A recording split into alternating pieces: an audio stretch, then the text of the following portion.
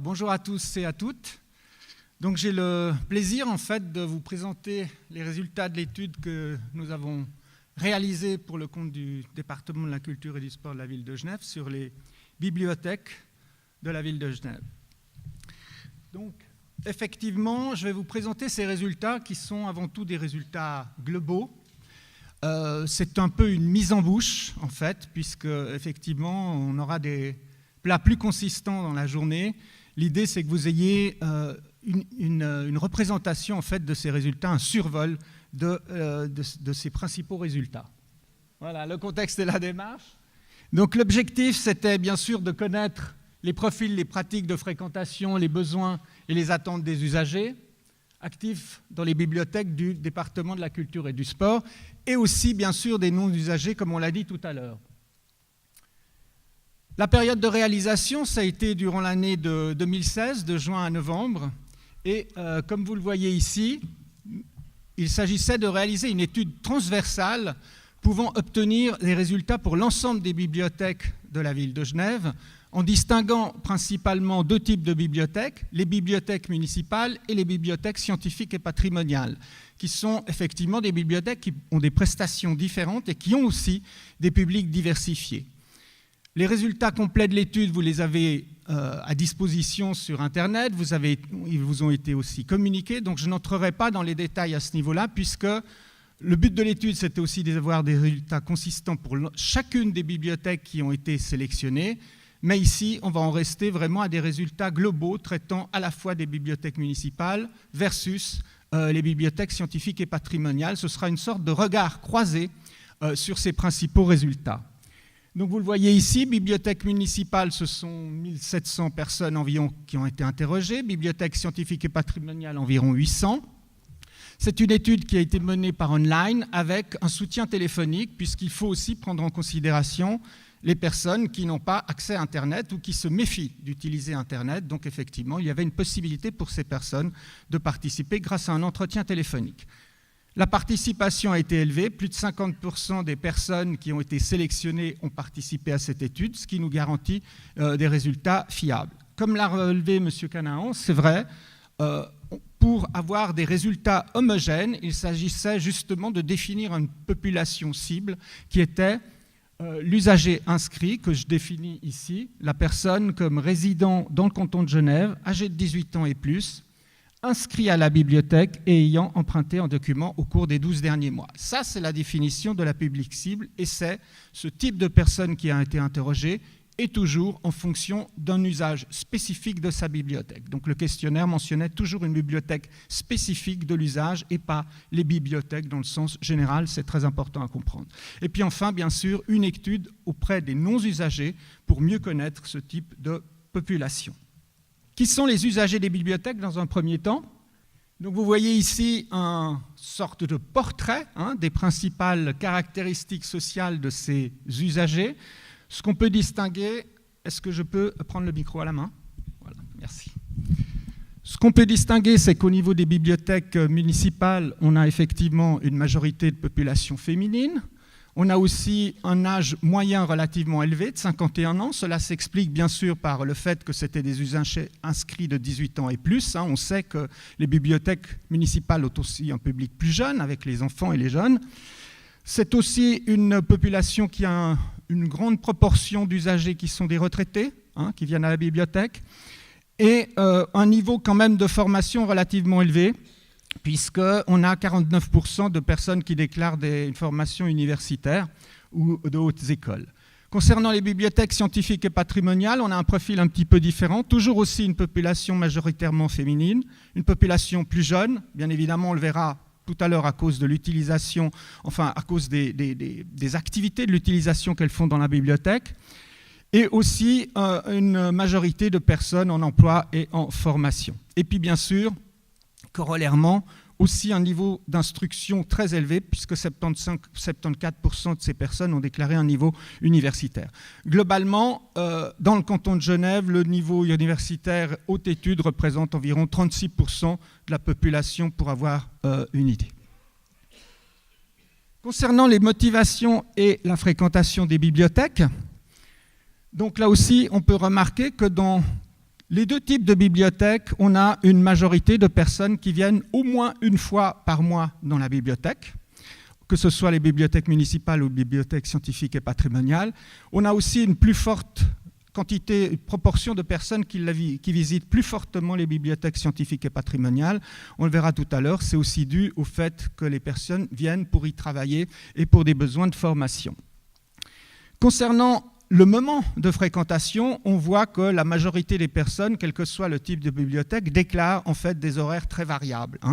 On peut donc estimer qu'ils s'adaptent aussi aux horaires qui leur sont proposés, mais on constate quelques petites différences lorsque, effectivement, les personnes sont amenées à définir les moments de visite de la bibliothèque, avec une petite concentration sur les après-midi au niveau des bibliothèques municipales et une concentration sur la matinée et l'après-midi pour les bibliothèques scientifiques et patrimoniales.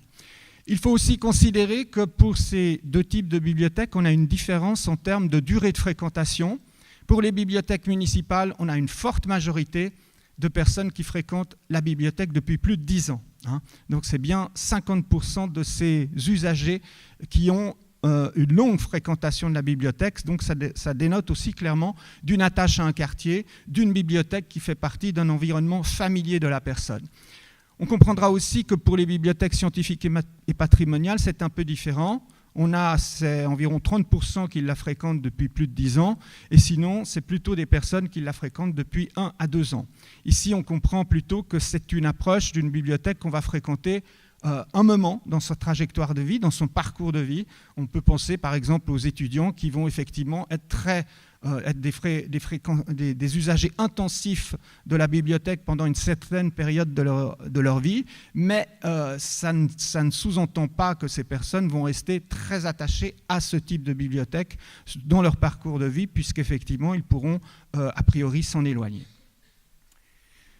Je vais maintenant passer en fait aux différentes questions qu'on a posées concernant les prestations et les services proposés par la bibliothèque.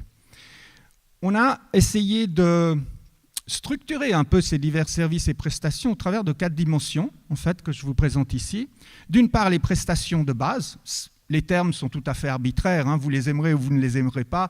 L'important, c'est de pouvoir savoir dans ces différents groupes ce qu'on va mettre là autour. Donc j'ai appelé ça plutôt les prestations de base, c'est-à-dire effectivement c'est un peu le métier principal de la bibliothèque. On vient pour emprunter des documents, on vient aussi pour avoir des conseils des bibliothécaires, on vient aussi pour consulter des ouvrages. Ensuite, on peut parler d'utilisation de l'espace, c'est-à-dire qu'effectivement, on peut y venir pour travailler, seul ou en groupe, sans forcément utiliser telle ou telle prestation. On peut y venir pour des moments conviviaux aussi, comme lire des journaux ou passer un moment à la bibliothèque.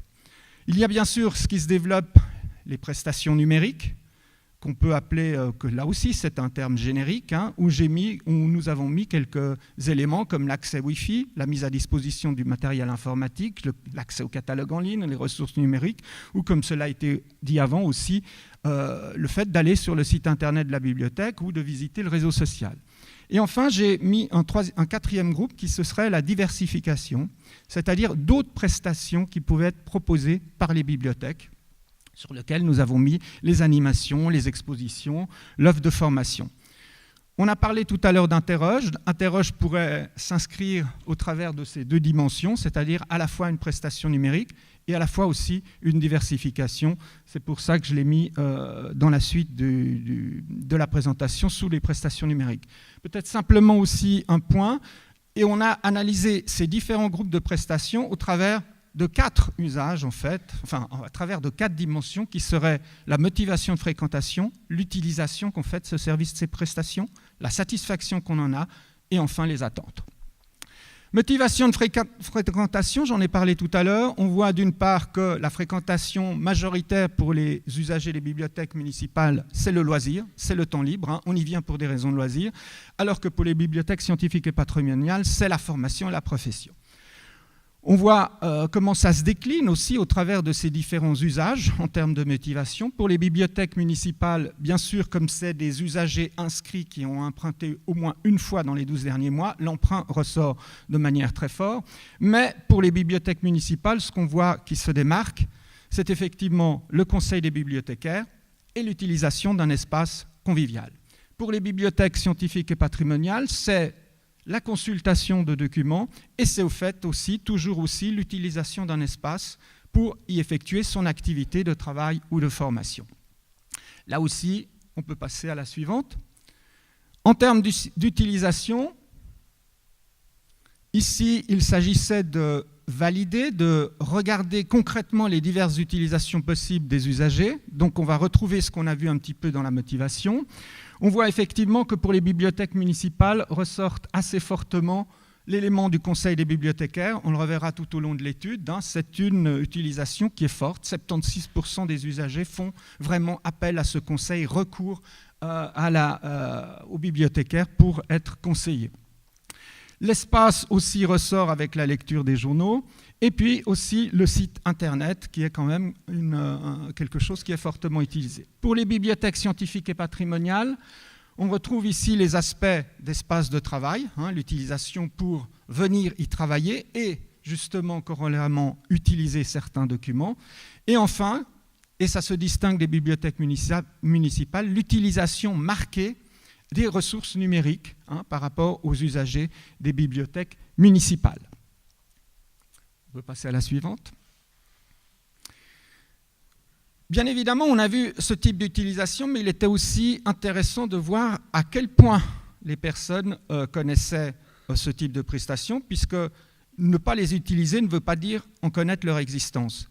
Et là, on remarque effectivement qu'il y a quand même un certain nombre de prestations qui ne sont pas connues de vos usagers et qui pourraient être retravaillées, c'est-à-dire qu'on pourrait vraiment amener à la connaissance de ces usagers tel ou tel type de prestation.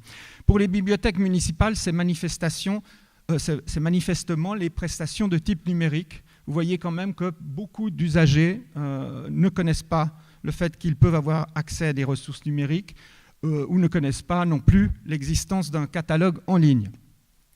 Bien sûr, il en est de même pour les autres prestations, comme les cours de formation, l'exposition ou l'animation, mais comme on l'a vu aussi tout à l'heure, le service interroge, on voit qu'il est très peu connu. C'est vraiment une grande majorité de personnes qui ne le connaissent pas, tant au niveau des bibliothèques municipales qu'au niveau des bibliothèques scientifiques et patrimoniales. Donc on a là vraiment aussi une dimension de travail pour faire mieux connaître ce type de prestations auprès des divers usagers des deux types de bibliothèques. La satisfaction, comme il a été dit tout à l'heure, elle est très élevée. C'est presque moscovite comme score, puisqu'on a effectivement plus de 97% de personnes qui se déclarent assez satisfaites et très satisfaites de leur bibliothèque. Rappelez-vous toujours, la personne répondait par rapport à sa bibliothèque, mais globalement, ça nous amène à un résultat vraiment très fort, quel que soit le type de bibliothèque auquel on s'intéresse, avec là aussi une satisfaction très marquée, puisque plus la majorité des usagers dans les deux types de bibliothèques se déclarent très satisfaits de leur bibliothèque. On voit aussi que lorsqu'on reprend les différents usages proposés, les différents types de prestations et de services proposés par les bibliothèques, là aussi c'est assez peu discriminant parce que pour les différents usagers, ils sont très satisfaits et assez satisfaits sur tous les types de prestations, mais ressortent quand même en haut de la hiérarchie les éléments que je vous ai mis ici pour les deux types de bibliothèques, c'est-à-dire des éléments qui font référence aux prestations de base, les conditions du prêt, la diversité des collections, la disponibilité et le conseil des bibliothécaires, qui ressort toujours très fort, et puis bien sûr aussi les nouveautés et le catalogue en ligne. C'est vraiment les 5 éléments qui sont majoritairement en termes de satisfaction pour les deux types de bibliothèques. Au niveau des attentes, donc au niveau des attentes ici, on a reproposé de manière exhaustive un peu l'ensemble de ces services et de ces prestations pour demander si ce type de service, ce type de prestation faisait partie des attentes principales des usagers. Donc on comprend bien ici que c'est exhaustif, on propose chacun de ces éléments à la personne et la personne dit oui, c'est une de mes attentes principales. Donc évidemment, ils sont tous validés, évalués par les personnes et vous voyez un peu comment ça ressort au niveau des deux types de bibliothèques. On voit que le top des attentes pour les usagers des bibliothèques municipales, c'est le service de prêt, la disponibilité de l'accueil et et en fait ce qui est mis à disposition des usagers, c'est-à-dire les ouvrages, tant dans leur diversité et dans leur richesse que dans leur actualisation, puisqu'ainsi on valorise la nouveauté. Pour les usagers des bibliothèques scientifiques et patrimoniales, on retrouve certains éléments comme le service de prêt, la richesse des documents, mais on voit aussi qu'ici sont privilégiés des éléments d'espace, d'utilisation d'un espace, avec effectivement le lieu agréable et calme et des horaires adaptés. Horaires adaptés, on en a parlé tout à l'heure, je n'y reviendrai pas en détail, je pense que ça fera encore le sujet de pas mal de discussions aujourd'hui, mais effectivement il faut s'imaginer qu'ici, pour les usagers des bibliothèques scientifiques et patrimoniales, on a affaire avant tout à des usagers qui sont actifs, qui sont en formation. Donc il est clair que pour eux, l'éventail des horaires, si l'horaire s'élargit, c'est aussi une possibilité plus large pour eux de travailler dans la bibliothèque. Donc il est clair que c'est un élément qu'ils mettent en avant. Si maintenant on fait une demande exclusive, c'est-à-dire après avoir passé en vue l'ensemble de ces attentes qui peuvent être principales pour l'usager, et on lui demande quelle est finalement votre attente principale parmi celles que vous m'avez citées, voilà ce qui ressort. On a donc clairement l'élément de la richesse et de la diversité des documents proposés qui est mis tout en haut de l'échelle par les deux types d'usagers, puisque c'est l'élément qui est vraiment l'attente principale de l'usager, quel que soit le type de bibliothèque auquel on se réfère. Puis viennent ensuite des éléments, comme vous le voyez ici, pour la bibliothèque municipale, c'est aussi les collections renouvelées et la nouveauté, alors que pour les bibliothèques scientifiques et patrimoniales, on retrouve plutôt le lieu de travail agréable et calme. Passons maintenant aux résultats pour les non-usagers. Alors, les non-usagers, qui sont-ils ? Donc, c'était des personnes qui ne fréquentaient pas les bibliothèques de la ville de Genève. Donc, vous avez ici un rapide portrait de ces personnes. Un niveau d'instruction qui est plus proche de ce qui est mesuré au niveau du canton de Genève, puisque vous voyez ici, on a 35% de personnes qui sont de niveau universitaire HES. Au niveau des types de ménages, c'est à peu près conforme. Au niveau de la situation, c'est aussi à peu près ce qui existe dans le canton de Genève, puisqu'on a environ 60% d'actifs. Nationalité, on a aussi, comme pour les autres bibliothèques, une dominance de personnes de nationalité suisse. J'ai mis aussi ce tableau sur la lecture, ça peut être intéressant. En fait, quel est le profil de lecture de ces différentes personnes ? Donc, si on regarde au niveau des non-usagers, on a quand même presque un quart des personnes qui déclarent ne lire aucun livre durant leur loisir. C'est d'ailleurs un chiffre qui est validé aussi par une enquête nationale qui est faite en Suisse, qui a été faite en Suisse en 2014, une enquête de l'Office fédéral de la statistique sur l'enquête sur la langue, la religion et la culture. On retrouve à peu près ce même chiffre, puisqu'ici on a 1/5 de la population qui déclare ne lire aucun livre pour ses loisirs. Vous voyez qu'on a ici un profil très différent de ce qui est le profil des usagers des bibliothèques scientifiques et patrimoniales ou des bibliothèques municipales, puisque pour ces usagers-là, et notamment pour l'usager de la bibliothèque municipale, c'est 22 livres en moyenne qui sont lus par année pour motif de loisir. Pourquoi on a 4% et 6% de personnes qui déclarent ne lire aucun livre dans nos usagers des bibliothèques ? Eh bien, les bibliothèques municipales, on peut imaginer que c'est des personnes qui vont emprunter les livres pour leurs enfants, pour leur famille, et donc qui, par ailleurs, ne liraient aucun livre. Par contre, pour les usagers des bibliothèques scientifiques et patrimoniales, on peut estimer que c'est des personnes qui ne lisent que des livres pour leur formation et leur activité professionnelle et n'en lisent aucun pour leur loisir. C'est de toute façon une proportion assez faible. Les raisons de la non-fréquentation, il y en a 4 manifestement, et c'est des raisons qui, malheureusement, on ne pourra pas faire grand-chose avec. On peut bien sûr communiquer, on peut bien sûr essayer de capter ce type de public, mais les raisons principales, c'est quand même 2 grandes raisons. D'une part, le fait que les personnes lisent peu de livres, et donc, quand elles lisent, elles achètent ces livres, que ce soit par elles-mêmes ou par Internet. C'est sûr que si je lis 3 ou 4 livres par année, eh bien, je vais plutôt me les procurer par moi-même. Et deuxième raison, c'est effectivement le fait de ne pas lire, c'est-à-dire ne pas avoir cette pratique culturelle inscrite dans son capital social ou symbolique. Et effectivement, c'est des personnes qui ne fréquentent pas la bibliothèque parce qu'ils n'y voient pas d'activité liée à la lecture. Ce qui est plutôt encourageant, par contre, c'est que là aussi, que ce soit de manière spontanée ou de manière assistée, les raisons qui pourraient en fait dénoter d'une mauvaise image de la bibliothèque sont citées de manière très marginale. Donc, il ne va pas s'agir de lutter contre une mauvaise image de la bibliothèque, parce qu'au contraire, l'étude a bien démontré auprès de ces non-usagers qu'il y a une bonne image de la bibliothèque, mais simplement, c'est des raisons exogènes qui n'ont pas à voir en fait, avec la bibliothèque elle-même, puisque vous voyez que les horaires non adaptés, les contraintes, le manque de nouveautés ou le fait de ne pas aimer l'ambiance sont non seulement très très marginalement cités de manière spontanée, c'est moins d'1% des personnes interrogées, et quand effectivement vous leur proposez ces raisons, eh bien certains vont les prendre. Vous savez, c'est des déclarations de principe, il faut aussi rester toujours un petit peu, garder à l'esprit, rester prudent par rapport à des résultats d'études. C'est sûr que si vous présentez un item, il y a une proportion de personnes qui va le choisir, alors que de manière spontanée, elles ne l'auraient pas cité.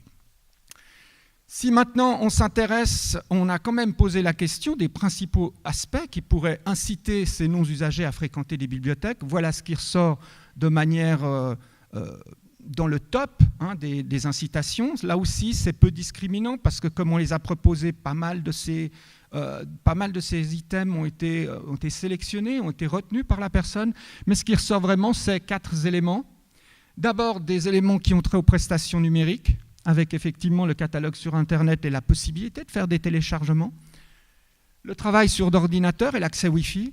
Et enfin, 2 autres éléments qui relèvent des prestations de base, comme je les ai appelés tout à l'heure, la richesse et la diversité de l'offre. Et aussi, on retrouve toujours l'accueil et le conseil des bibliothécaires. Ce qui est très intéressant de noter, c'est que si effectivement la richesse et la diversité de l'offre et l'accueil et la disponibilité et le conseil des bibliothécaires est quelque chose de connu pour ces non-usagers, ils savent très bien qu'ils peuvent trouver ces prestations auprès de la bibliothèque. Ce qu'on constate, c'est que dans les 2 autres prestations qu'ils ont mis en avant comme incitation, eh bien, quand on leur demande si la bibliothèque propose ce type de prestations, vous voyez ici que 77% et 49% de personnes disent ne pas savoir ou déclarent dire que la bibliothèque ne propose pas ce type de prestations. Donc là aussi, il y a aussi des éléments de communication à mettre en avant lorsqu'on voudra communiquer aux non-usagers des bibliothèques. Bref, conclusion, puisque je crois que vous avez vraiment accès à l'intégralité de ces résultats dans les documents qui ont été mis à disposition pour vous sur Internet. Donc, premier élément qui a été aussi relevé tout à l'heure par M. Canaan, le fait que la satisfaction est très élevée. Et cette satisfaction est encore plus marquée auprès de ce qui est un public de fidèles, un public de personnes fréquentant depuis longtemps la bibliothèque. C'est une attache très forte qu'on observe auprès de ces personnes. On peut aussi noter que cette satisfaction est très élevée vis-à-vis des prestations de base, qui sont également considérées comme des attentes principales. Donc on retrouve vraiment au niveau de ces différentes dimensions d'utilisation, de satisfaction et d'attente, on retrouve vraiment ces prestations de base qui reviennent toujours de l'avant. On remarque aussi, globalement, que les profils d'usagers plus jeunes, plus actifs, valorisent tout autant les prestations de base des bibliothèques. On n'a pas ici affaire à un retournement de situation. Même ces usagers actifs et jeunes valorisent ici fortement les prestations de base, mais bien sûr accordent aussi plus d'importance à tout ce qui est de type de prestations numériques et d'utilisation d'espace, et je dirais aussi des fois d'utilisation du temps. Enfin, en termes de prestations autres, on peut remarquer qu'elles sont utilisées, notamment les expositions, notamment aussi le service Interroge, mais qu'elles demeurent relativement peu utilisées parce qu'elles se révèlent peu connues de certains usagers. Donc là aussi, un travail de communication à faire. Pour les non-usagers, les raisons de non-fréquentation, comme je l'ai dit tout à l'heure, relèvent plutôt de l'acquisition en propre, par Internet, l'achat, et comme ils lisent peu, eh bien, c'est sûr qu'effectivement, pour eux, je dirais, l'effort à faire pour aller dans une bibliothèque et prendre 3 à 4 livres par année n'est pas forcément intéressant. Et ce qu'on retiendra aussi, c'est que ce n'est pas lié à une mauvaise image de la bibliothèque. Donc on n'a pas à lutter d'abord contre la mauvaise image et ensuite à les attirer. On doit tout de suite aller essayer de les attirer parce que l'image est bonne. Donc autant leur faire connaître les prestations qu'ils ne connaissent pas et qu'ils pourraient apprécier et valoriser dans leur quotidien. Et c'est ce que j'ai dit justement au fait que les incitations les plus fortement citées sont au trait non seulement aux prestations de base ou à des prestations numériques, dont peu d'usagers les connaissent. Il y a donc là vraiment un déficit de connaissances sur lequel on peut vraiment miser avec un potentiel d'incitation. Voilà, je crois que j'en ai terminé. Le but était vraiment de rester dans les 20 minutes de présentation. J'espère que je les ai tenues. Et maintenant, on peut peut-être ouvrir pour la discussion ou pour répondre à des questions plus précises que vous auriez au sujet de ces résultats d'enquête. Merci.